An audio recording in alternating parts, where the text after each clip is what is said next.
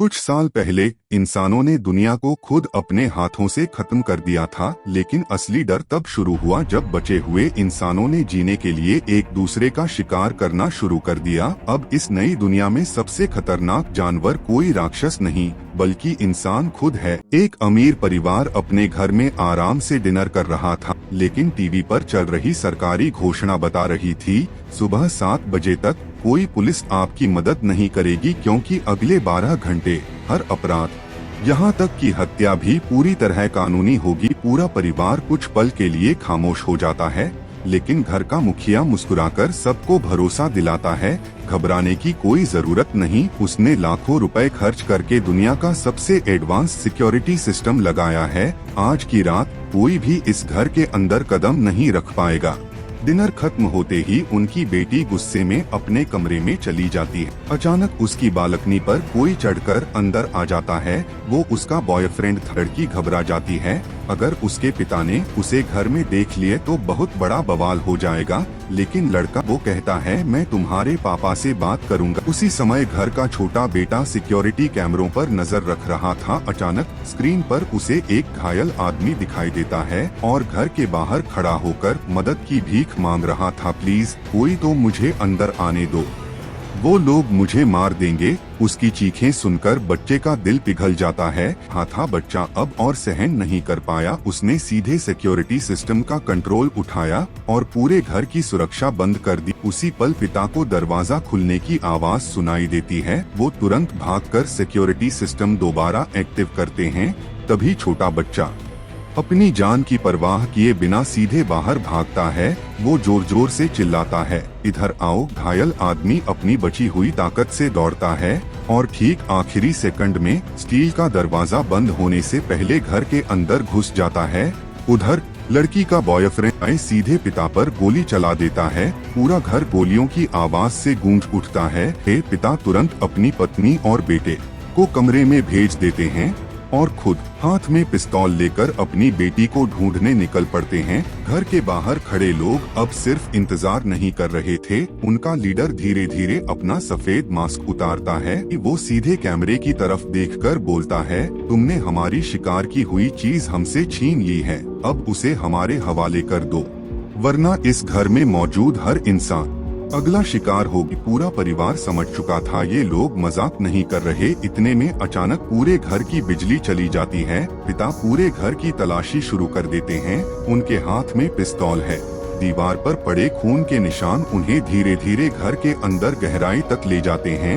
हर कदम के साथ तनाव और बढ़ता जा रहा था। उधर छोटे बेटे ने एक ऐसा फैसला लिया जिसके बारे में उसके माता पिता सोच भी नहीं सकते थे। उसने अपना रिमोट कंट्रोल खिलौना बाहर निकाला, उसकी लाइट ऑन की और धीरे धीरे उसे घर के अंदर चलाना शुरू किया। घायल आदमी डर के मारे हर आवाज से कांप रहा था। तभी उसे दूर झपकती हुई एक छोटी सी लाइट दिखाई देती है। वो समझ नहीं पाता, लेकिन फिर भी उस लाइट का पीछा करने लगता है। खिलौना कार धीरे धीरे उसे घर के एक गुप्त हिस्से तक ले जाती है।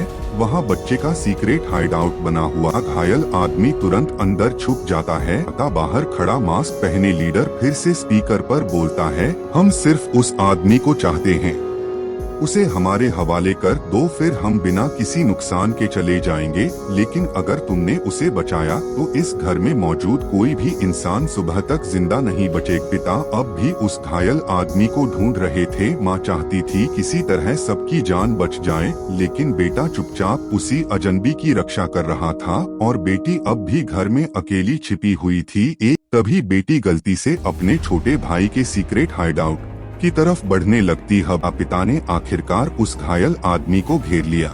बेटी उसके बिल्कुल सामने थी। वो सिर्फ खुद को बचाने की कोशिश करता है। पिता मौका देखकर उस पर टूट पड़ते हैं। दोनों के बीच जबरदस्त हाथापाई शुरू हो जाती है। आखिरकार माँ की मदद से उस आदमी को रस्सियों से बांध दिया जाता है। छोटा बेटा ये सब अपनी आंखों से देख रहा था। उधर बंधा हुआ आदमी बोलता है, मैं तुम्हारा दुश्मन नहीं हूँ। उसी समय बाहर खड़े नकाबपोश लोग अपनी आखिरी तैयारी कर चुके थे। उन्होंने भारी लोहे की चेन निकाली और पूरे सिक्योरिटी सिस्टम को उखाड़ना शुरू कर दिया। माँ खिड़की से ये सब देखकर घबरा जाती है। वो भागकर पिता के पास पहुंचती है। हमारे पास ज्यादा समय नहीं है, उन्हें अंदर आने से कोई नहीं रोक पाएगा। अब पहली बार पिता के चेहरे पर भी डर साफ दिखाई देता है। माँ कहती है उसे बाहर छोड़ दो, लेकिन पिता वो धीरे से कहते हैं अगर आज हमने इसे मरने के लिए छोड़ दिया तो फिर हम और उनमें फर्क क्या रह जाएगा।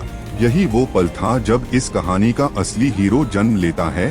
पिता फैसला कर लेते हैं अब वो भागेंगे नहीं, लड़ेंगे। वो पूरे घर का नक्शा सामने रखते हैं, हर परिवार वाले को अलग अलग जिम्मेदारी देते हैं। माँ को बच्चों की सुरक्षा, खुद हथियार संभालते हैं और घायल आदमी की रस्सियाँ खोल दी जाती हैं। कुछ ही सेकंड बाद भारी धमाके के साथ सिक्योरिटी बैरियर टूट जाता है, लोहे की दीवारें गिरने लगती हैं और नकाबपोश हत्यारे एक एक करके घर के अंदर घुस आते हैं। पूरा घर जो कुछ देर पहले सुरक्षित था अब युद्ध का मैदान बन चुका था। अब जान और मौत के बीच की दूरी बन गया था। हत्यारे जैसे ही अंदर फैलते हैं, पिता अपनी छिपने की जगह से निकलते हैं। अब वो सिर्फ एक बिजनेसमैन नहीं थे, वो अपने परिवार की आखिरी ढाल बन चुके थे। एक एक करके वो घर के हर कोने का फायदा उठाते हैं, कभी अंधेरे का, कभी दीवारों का, कभी अचानक किए गए हमले का। नकाबपोश लोग समझ ही नहीं पाते कि उनका शिकार अब शिकारी बन चुका है। थी लड़ाई के दौरान एक नकाबपोश पीछे से हमला कर देता है।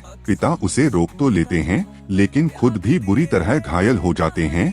लेकिन घायल होने के बावजूद वो हथियार छोड़ने से इनकार कर देते हैं, क्योंकि उन्हें पता था अगर वो गिर गए तो पूरा परिवार खत्म हो जाएगा। पिता बुरी तरह घायल होकर जमीन पर गिर चुके थे। पूरा घर खामोश हो जाता है। ऐसा लगता है जैसे यह खूनी रात आखिरकार खत्म होने वाली है। लेकिन तभी बाहर से कुछ लोगों के कदमों की आवाज आती है। परिवार को लगता है शायद कोई मदद के लिए आया है। दरवाजे पर खड़े थे उनके अपने पड़ोसी, जिन्हें वे सालों से अपना दोस्त समझते थे। पर वे कहते हैं हम तुम्हें बचाने नहीं आए, तुम्हें खत्म करने आए हैं। अब परिवार पूरी तरह घिर चुका था। पिता मौत से लड़ रहे थे।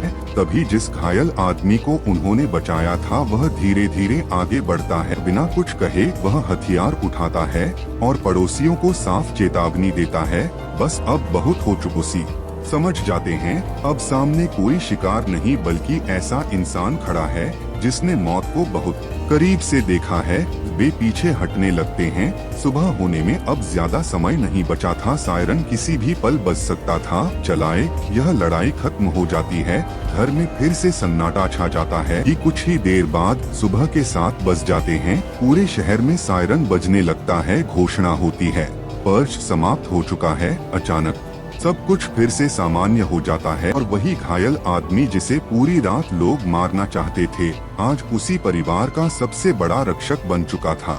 लेकिन ये तो सिर्फ शुरुआत थी, क्योंकि कुछ समय बाद इंसानों ने सिर्फ मारना ही नहीं सीखा बल्कि दूसरे इंसानों का शिकार खेल की तरह खेलना शुरू कर दिया। एक युवती अचानक बेहोशी से जागती है कि उसके मुंह में कोई ठंडी धातु जैसी चीज फंसी हुई है, लेकिन समझ नहीं पाती कि आखिर उसके साथ हुआ क्या है। वह तुरंत चारों तरफ देखने लगती है। सामने उसे एक दूसरी महिला दिखाई देती है जिसके मुंह में भी बिल्कुल वैसा ही धातु का लॉक लगा हुआ है। वह महिला अपने आईडी कार्ड से एक सेफ्टी पिन निकालती है, कुछ सेकंड बालों पर रगड़कर स्टैटिक इलेक्ट्रिसिटी बनाती है, फिर पास पड़े पानी में एक पत्ता छोड़ती है और उसकी दिशा देखकर आसपास का अंदाजा लगाने लगती है। धीरे धीरे युवती खुले मैदान की ओर बढ़ती है। यहाँ सिर्फ वही नहीं बल्कि कई आदमी और औरतें मौजूद थे। सभी के मुंह में वही लोहे का लॉक लगा हुआ था। वो मैदान के ठीक बीचों बीच एक बड़ा लकड़ी का बॉक्स रखा हुआ था। तभी एक टोपी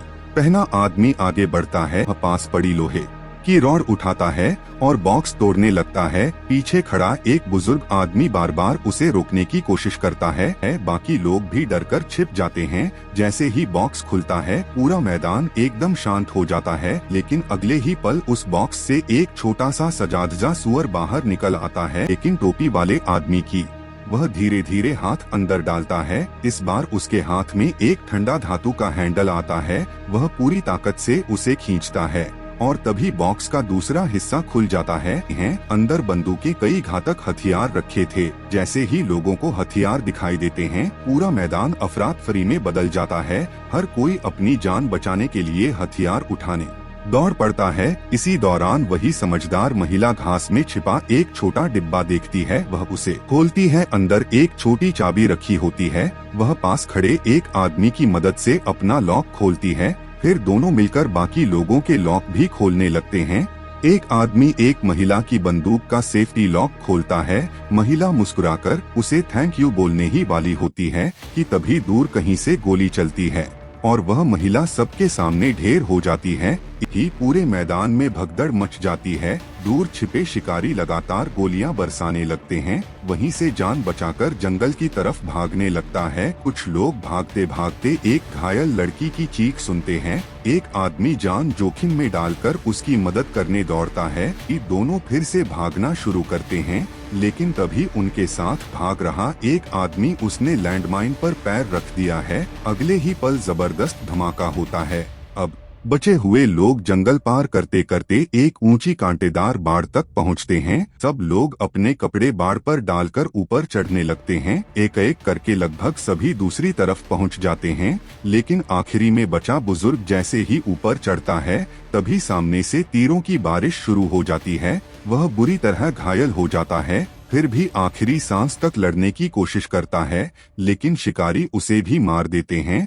महिला दुकान में रखा खाना खाने लगती है। कुछ सेकंड बाद अचानक उसके मुंह से झाग निकलने लगता है। वह जमीन पर गिर जाती है। उसी समय बूढ़े दंपत्ति आराम से गैस मास्क पहन लेते हैं। अब साफ हो चुका था यही लोग शिकारी थे। बूढ़ा बिना समय गवाए जहरीला गैस बम फेंक देता है। दूसरा आदमी भी जहरीली गैस में तड़पने लगता है। दोनों की वहीं मौत हो जाती है। कुछ देर बाद इंटरकॉम पर आवाज आती है, अगला शिकार तुम्हारी तरफ आ रहा है। इसी दौरान एक नई महिला दुकान के अंदर आती है। वह आराम से सिगरेट मांगती है, पैसे देती है, लेकिन छुट्टे पैसे लेते उसे एहसास होता है कि बूढ़ी औरत ने जानबूझकर $1 कम लौटाया है। तुरंत बूढ़ी औरत पर हमला कर देती है। इस सेकंड में दोनों बूढ़े मारे जाते हैं। महिला दुकान की तलाशी लेती है। अंदर उसे कई लाशें मिलती हैं। दुकान से बाहर निकलते ही महिला की नजर वहां खड़े एक ट्रक पर पड़ती है। लेकिन जैसे ही वह दरवाजे का हैंडल पकड़ती है उसे नीचे एक पतली तार दिखाई देती है। वह तार सीधे एक विस्फोटक से जुड़ी हुई थी। अगर उसी समय इंटरकॉम पर शिकारियों की आवाज सुनाई देती है। इसी दौरान एक आदमी वहां पहुंचता है। वह भी ट्रक लेकर भागना चाहता है। महिला तुरंत उसे रोकती है। चलते चलते दोनों रेलवे ट्रैक तक पहुंचते हैं। महिला अचानक रुक जाती है। कुछ सेकंड बाद वह मुस्कुराती है। उसे समझ आ चुका था ट्रेन आने वाली है। ही देर में तेज रफ्तार ट्रेन सामने आ जाती है। महिला सही समय देखकर छलांग लगा देती है। ट्रेन के अंदर पहले से कई शरणार्थी बैठे होते हैं। अचानक ट्रेन रुक जाती है। सीमा सुरक्षा बल पूरे डिब्बे की तलाशी लेने लगता है। हर किसी को नीचे उतार दिया जाता है। तलाशी के दौरान शरणार्थियों के बीच छिपा एक आदमी महिला को घूरता रहता है।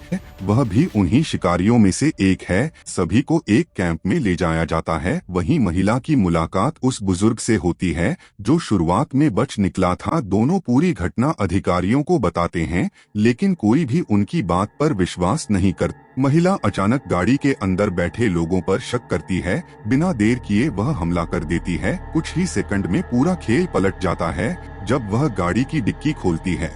अंदर अपने साथी की लाश देखकर सन्न रह जाती है कि उसी शिकार गैंग के सदस्य थे। गाड़ी की तलाशी लेते हुए महिला को एक नक्शा मिलता है। उस नक्शे पर शिकारियों का असली ठिकाना चिन्हित था। बुजुर्ग उसे वहां जाने से रोकता है, लेकिन महिला साफ कहती है अब भागने का समय खत्म हो चुका है, अब हिसाब बराबर होगा। दोनों हथियार उठाते हैं और सीधे दुश्मनों के अड्डे की तरफ निकल पड़ते हैं। लौरा गहरी सांस लेते हुए कहती है, तुम्हें यहाँ लाने का फैसला शुरू से ही एक बहुत बड़ी गलती था। लौरा पूरी सच्चाई बताना शुरू करती है। 1 साल पहले दुनिया के कुछ सबसे अमीर लोग एक प्राइवेट चैट ग्रुप में मजाक कर रहे थे। किसी ने हंसते हुए लिखा, क्यों न इंसानों का शिकार करके मजे लिए जाए। ऐसे में उन्होंने फैसला किया जो लोग इंटरनेट पर सबसे ज्यादा उनके खिलाफ बोल रहे थे उन्हीं लोगों का शिकार किया जाएगा। लिया सच्चाई सुनने के बाद भी क्रिस्टल का चेहरा बिल्कुल शांत रहता है। अब दोनों के बीच आखिर लड़ाई शुरू होती है। पूरा घर गोलियों की आवाज से गूंज उठता है।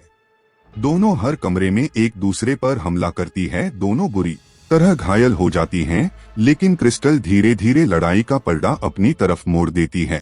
आखिरकार क्रिस्टल लॉरा को हमेशा के लिए खत्म कर देती है।